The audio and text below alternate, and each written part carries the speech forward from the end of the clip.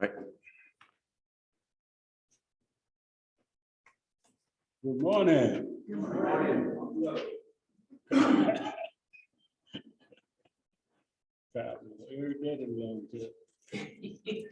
My dad is in Mexico. Okay, what we have here this morning, we'll start talking about relationships. I don't know how I picked this, because that's one of the things I suffer with. So let's show you how God works.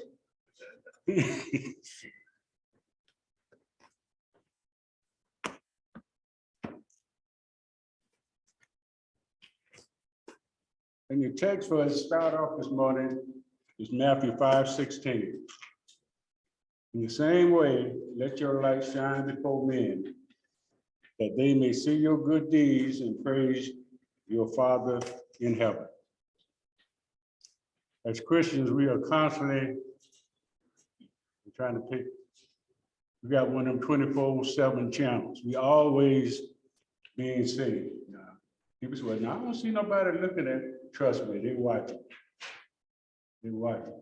And you sit down and talk to some of them and start communicate with them maybe 2 or 3 times, start a little miniature relationship, and you kind of like look at them. They know probably more about the Bible than I do. So the question is, why come you don't never act on that action? And the thing about it, a standard. I was fortunate, well, sometimes I say I'm fortunate, I was fortunate, sometimes I say I was unfortunate. I was in the military for 20-some years.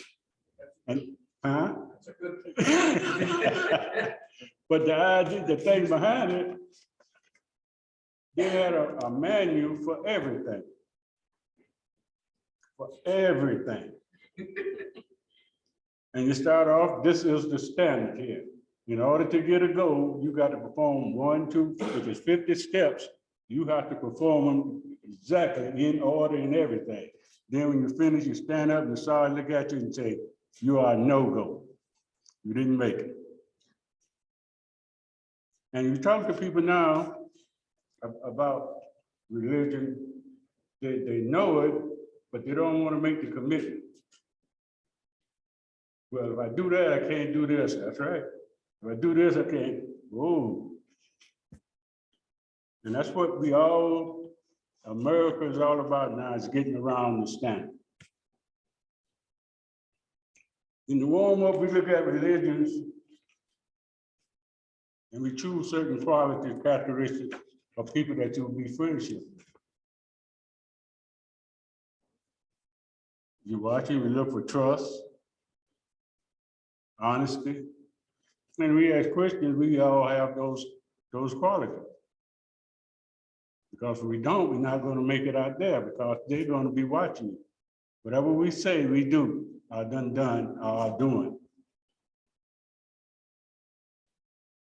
And especially when you go around people that, one of the biggest things, going back to the places that you started off and you come back different. Oh, look at here, Mr. Paul. Come on, man, come on in the clubs. Now that's something else to do right now. Oh, you one of them now, huh? So they're gonna attack you. Remember when we used to do this? Yeah, some things you just can't forget. But you don't have to go back. So we deal with friendship like God, He tells us love and all that. And that's what we're gonna have to do. And then you talk about going that second mile. You just have 2 things. He tell you the everyday thing, and we tell you that little extra thing. I think one of the greatest examples of that was Good Samaritan. Now, he did a lot of good things, you know. And sometimes we run across things and have to do things. You may not go to that extent, may not have the funds and do all this kind of stuff, but you do what you can honestly do. You know, apples fall out the bag, you pick up the bag and leave the apples on the ground. So do those small things, those things that don't get you no get you a lot of points.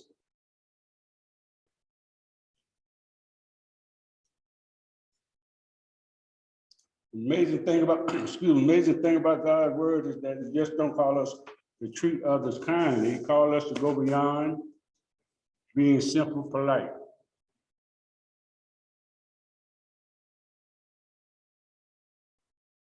And then you wake up in the morning, you say to yourself, I'm gonna go out and be all I can be. All I can be. A lot of times people think if you're not giving money and material things, that you're not making a difference. You'd be amazed how many people don't hear a kind word a day.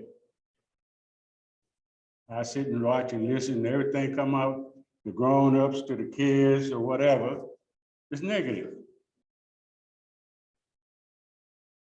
And a lot of times when we talk to people and look at them, they're really shocked because they haven't heard nothing like that in a while.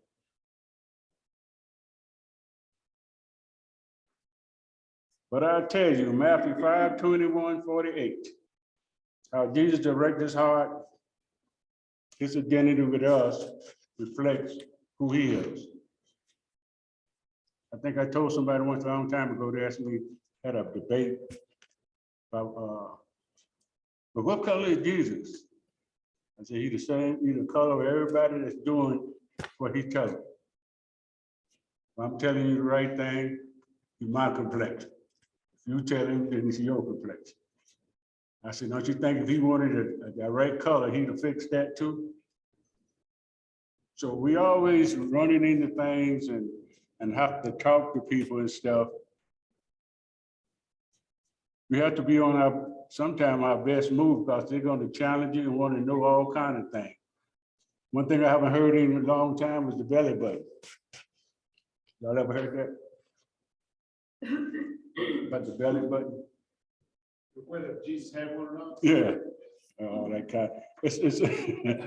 It's so much stuff out there, you know. Then when you get to the serious stuff, that something like that pops up. What are you talking about? We are also called to interact with folks. I can never understand all these religious organizations. The first thing you want to do is build a box and everybody get in it. Now, how are you going to spread the word and do God's work when you're stuck in a box? Cult. Then always something bad always come out of them places.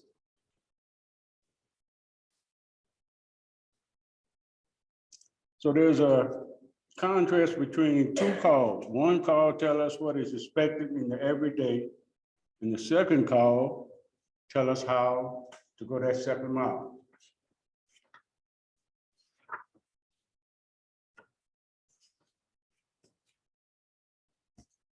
Anyone have any questions or anything you want to add to that? If not, we're going to look at Matthew 5:22. But I tell you that anyone who's angry with his brother is subject to judgment.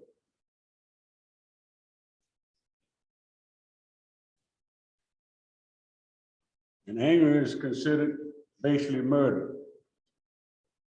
From long ago, it was said, do not murder. Jesus wants us to have a broader understanding of murder.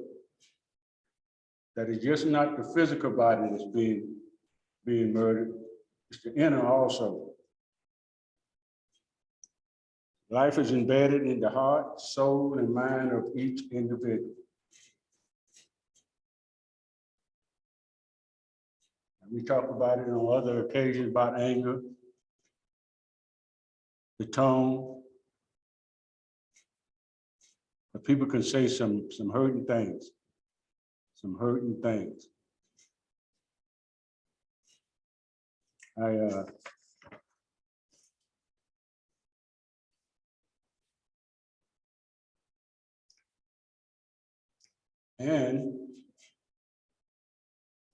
if you're around it enough, it's gonna turn into hate.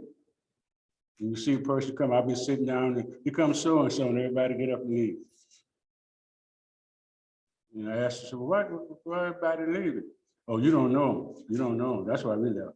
So, okay, so I'm the guinea pig now. And I see why they get up and leave.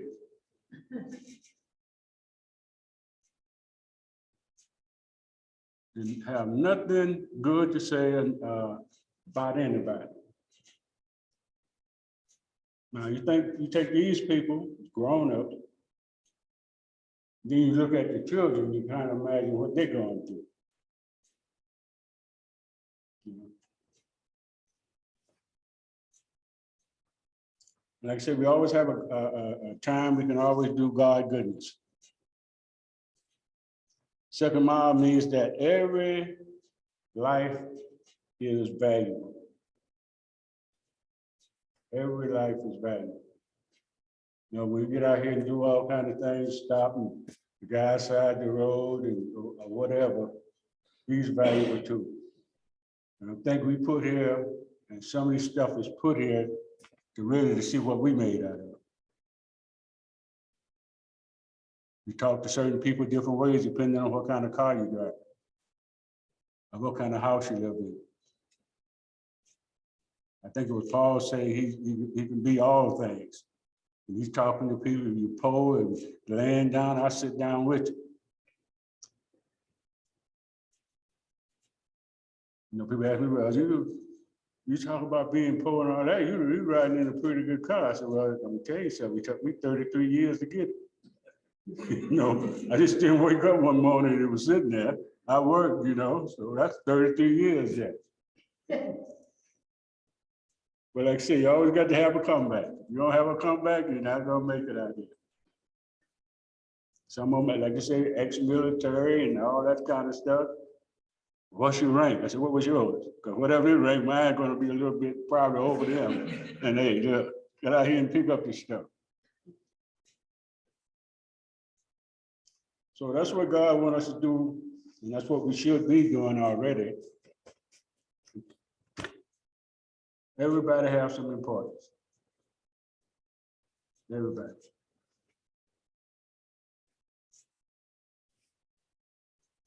But I tell you that anyone who looks at, oh my goodness. But I tell you that anyone who looks at a woman lustfully has committed adultery in his heart. I was in Georgia, Golden Island. That's why I was talking to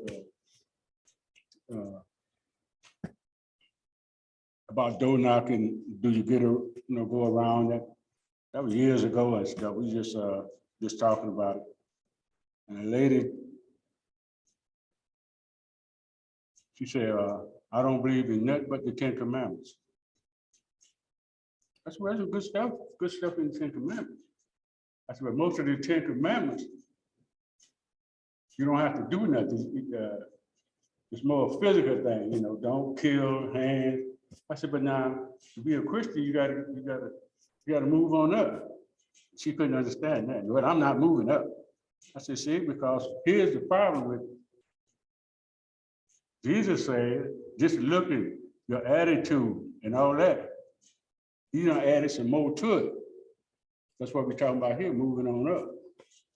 You know, people tell me, I can stand out here and drool and do whatever I want to do all day. Look at it, as long as I don't touch them. As long as I don't touch them, I'm good. But I'm saying, no. Better get the upgrade. Stand out in front of PX and tell my neighbor, hey, man, what you doing standing out here? You're checking out the women. I said, all right. You see, and that's a thing there too that causes problems, especially with the younger generation, because like you said, you're checking your heart out. You can sit right there and I ran into great talkers. I used to call them when I was coming up, when I was a kid, I used to hear the old folks call them flim flam men. Motivation speakers. They have a big tent, they go in there, everybody hooping and hollering. I said, oh, man, that's all right. 2 days later, all that wears off. So the thing is, and God wants us to be pure.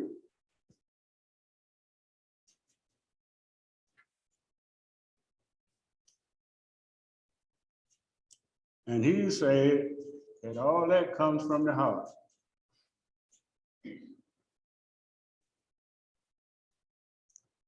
And I sit down sometime and I think about it. I said, now where in the world we're gonna be in 10 years if we're still here?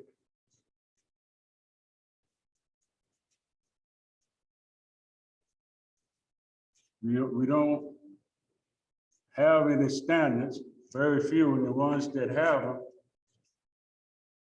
And I'm gonna go out and say that some probably disagree. It's your upbringing. It's where, how you came up. You have the opportunity to change. But by the time you get into that changing stage, you done got up now, you got your first job or whatever. Because myself, I wasn't born in a Christian house. I heard, whatever the Baptist said or whatever, you don't kill and do all that kind of stuff. When I got 18, I was gone.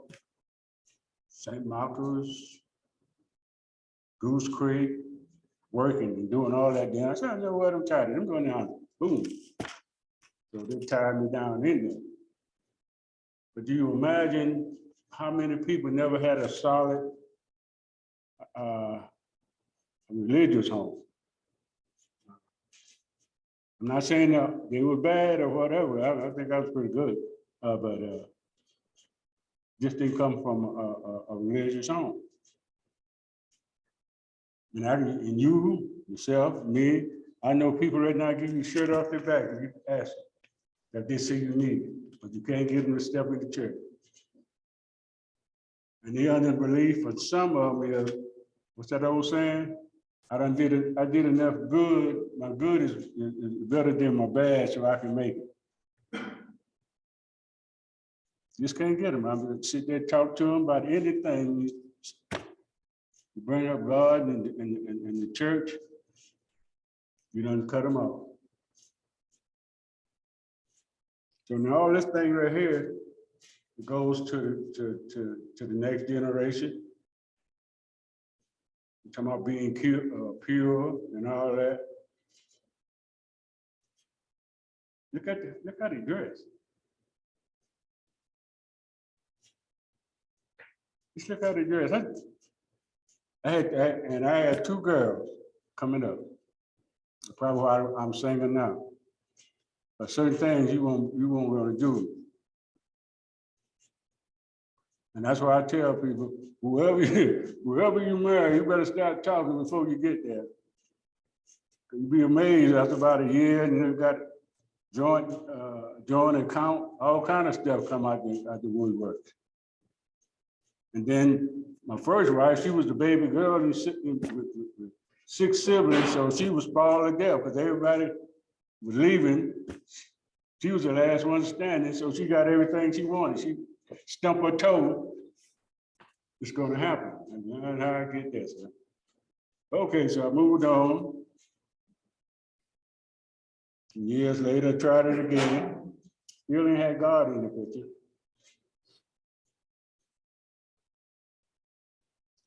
In the military.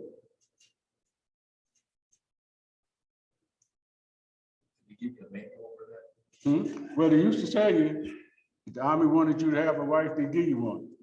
I said, now, where in the world am I going now? And that's the kind of attitude that in the old days people had. They probably saying it now, but they keep it under their breath and they get kicked out. Well, you gonna say something, Herbie? No, they told us when we graduated, said, if you're going to get a new car or a wife, they recommend getting a new wife and a used car.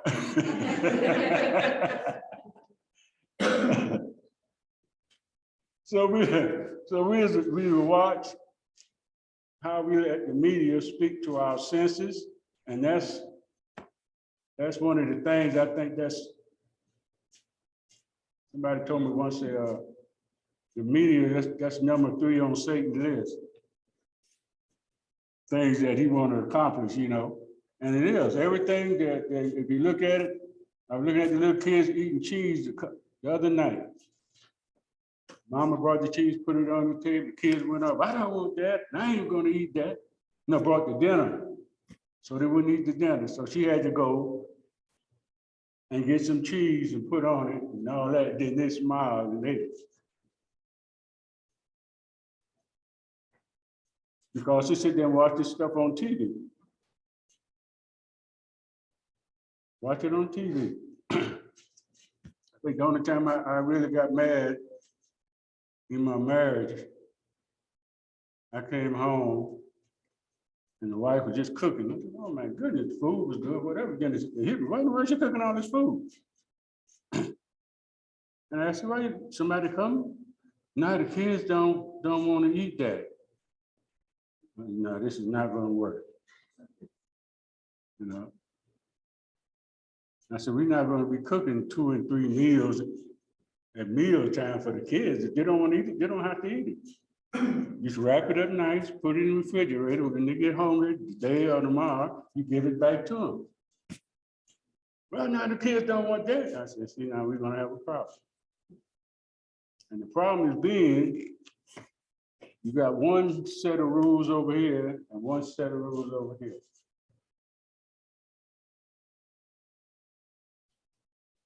And in the marriage, God should be sitting right here in the middle. So I had to pay both parts. I didn't have God, so I was a guy. But like I said, we let the kids and the girls and the children now. If I say 10 years. Then it's getting so bad if you raise your kids right, then you don't want to put them in the public because they know you're throwing them to the wolves. You know, Paul, you're talking just a minute ago about, you know, your upbringing, like you weren't raised necessarily in a Christian home. You know, I was too firmly believe we're products of our environment. And as, you know, all those years of being a teacher, and Renee probably can attest to it better than me because she's staying in. But as soon as you do a parent-teacher conference, you pretty much know exactly why that kid acts the way they do. And, you know, I sit there amazed sometimes, just wonder, I mean, 50 years ago, Bill probably can give me a closer statistic, but, you know, just go back and talk to And me. you think I know? Hey, I'm fixing to be 50 years ago here, so I mean, but you know, you roll back 50 years, what statistically was the percentage of America that was proclaimed to be Christians? You know, it was in the upper, what, 80s? I mean, 70s, 80s, somewhere, you know, we've seen this time, I'm like, where is that, I mean, the foundation there, where does the breakdown, you know, occur in that product of your environment? Because there was an environment factor for the majority of this country that was a Christian-based environment. And it just took one generation to slip it from in the household that we've seen this rapid decay. I think also added to that, depending on the age, we were more closer together. I think that could be, you know, the furthest your relative was maybe 1 or 2 miles down the road over there. Then as things started progressing, people started moving and doing this to get farther and farther away from the rock. You know? I thought about it. Yeah, you know, I was thinking, huh? I think it's that the repetition of the Bible, because when I know when I was there was more repetition of remembering scriptures and applying it more to your life.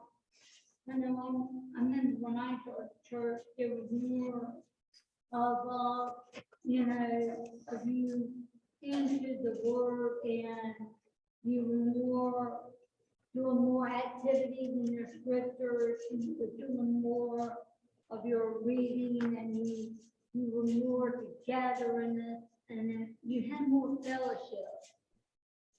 But yeah, that's you know, Well, there's a, go back in, you start digging through a lot of those survey things. mhm. And 80% said if we believe in God, we're, a Christian faith. Well, of those, only 60% went to church on a regular basis. Of those, many went to church on a regular basis, either out of a sense of guilt, or they were trying to make business contacts. And the next generation sees this very superficial Christianity, and they start going, that's not for me. And then the next generation you have, and that's a good lead in my sermon in Jeremiah, so obviously. You must say, but yeah, it's that closeness. And then we like to say, once you start, where's so-and-so? Oh, he went to New York, he went to California. And the further and further away they get, then you start seeing them, see them in about a year, maybe soon you start looking at them. Because now you don't start spotting things that's not, well, I got a roommate, and, oh my goodness, don't be a mass murderer or something, because they're gonna be attacked. That's especially in the military. We used to go through that. You had a choice. You could go to jail. Huh? I said, like you, kind of what you're saying, I've never met anybody from them, and we're all from somewhere. Mhm. I could take you to town and I say, hey, this is nice. What's the name of the town? You go there and nice church, people and everything. Instead of this, we about to have one person that was from that place. Everybody else was already, like military guys come in, oh man, I like this, stay. And we just, somebody asked her one day, had one lady in there. Everybody else came from somewhere else, but that's the way it is nowadays. 2 minutes warning. Hmm? 2 minutes.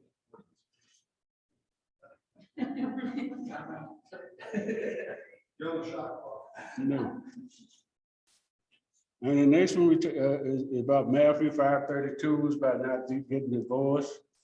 But I tell you that anyone who divorces his wife except for marriage unfaithfulness causes her to become an adulteress, and anyone who marries a divorced woman commits adultery. Now, faithfulness, that's part of the relationship. That's part of the stuff that you talk about before you get married. I heard people don't want, my old lady burnt the food and stuff, I'm getting ready to get rid of it. Burn what you burn? She burnt the toast. I said, well, get you a knife, scrape that black piece off, put your butter on there and go on and eat it. But see, the point was, they're getting tired now. It sounded good the first 4 or 5 years, but then come the kids, you come all this, you come home, soon you open the door, daddy, and all this kind of stuff, And a lot of times, I always, when I talk about that, I always had always defended the ladies, because the soldiers thought, well, we working the wives home, they ain't doing nothing. I said, well, you try staying with a couple of kids all day. Then the army came up and said, we're gonna let you off 4 hours early to go home with your family. I said, now that's probably one of the best things they did. I was in Germany, so they had these little canteens. So going home, so I'm standing out there talking. So walked over to the canteen, and the commander looked, and they sitting up in the canteen, drinking beer and stuff. It was nice. If y'all want a copy of this or whatever, you see me out there. But I enjoyed it, the conversation or whatever. But like I said, our relationships is something, and especially with God, and plus the ones that we formed with people that's not in the Christ. So we have to be careful, because the guy told me a thing once about a table. He said, put the Christian on the table, put the non-Christian on the floor. So you always give me tests down there. See, now who you think gonna pull who? So 80% of the time, the guy on the floor gonna pull the one off the table. Then it hit me, probably about a year later, what he was talking about, you know. Because if you're not strong enough and know what you're talking about, because you got some talkers out there. They can pull you, make you have doubt. But you never know our weaknesses and know what we want. Thank you.